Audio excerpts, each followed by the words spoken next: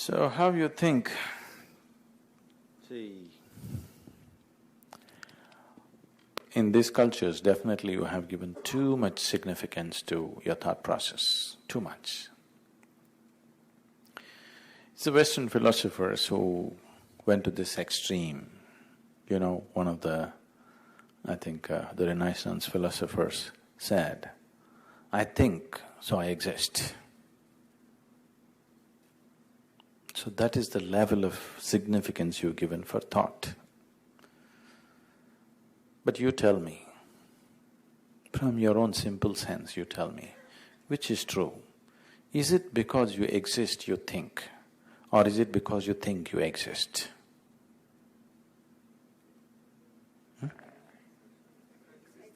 Because you exist, you think, isn't it? Because you have not known life any other way except thinking. Now you have made it all important. Now, for me, there is no thought. If I simply sit here, I will sit here without a single thought on my mind. Does it mean I'm not existing? I'm existing, absolutely existing. Because I'm existing in such a powerful way, thought is just a small happening for me. My thought is just a small happening for me in my life. I can think, it's not that I'm incapable of thinking. I can think, but still it is a very small happening because my existence is far, far bigger than my thought. Now people are trying to make their thought far bigger than their existence.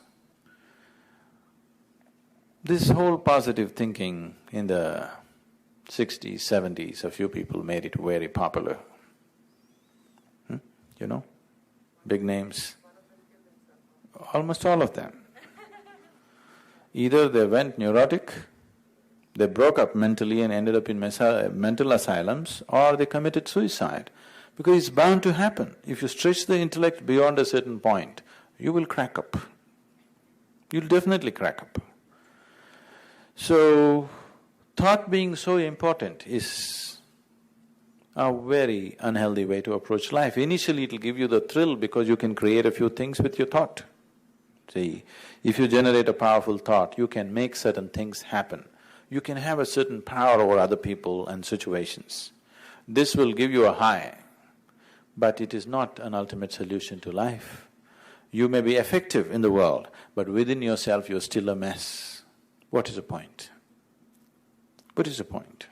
Right now that's what you're doing with… See, with education and other things, your thought is developed to some extent. You're effective in the world, you can do things efficiently, you can earn money, you can be successful, everybody thinks you're great, but you're a mess within yourself. This is happening to lots of so-called successful people, isn't it so? Yes? You see all the stars in the world, the whole world worships them and they think they're great, but most of them are just breaking down, isn't it?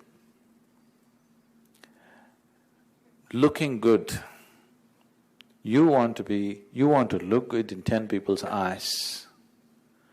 That's not going to change the experience of your life. If you sit here, you're absolutely blissful. This is what changes the experience of your life. What somebody else thinks about you, why is it so important? Or what you think about yourself, why is it so important? Whatever you think about yourself, whatever the whole world thinks about you, has no existential relevance. Whatever you're thinking right now has no existential relevance. It is only psychological relevance, maybe social relevance, but no existential relevance, isn't it so? What you think, you can think whatever you want, I can think whatever I want. The whole world can think something about me. It has no existential relevance. It has only psychological and social relevance. So when we say a spiritual process, we are talking about an existential dimension, not a psychological dimension, not a social dimension.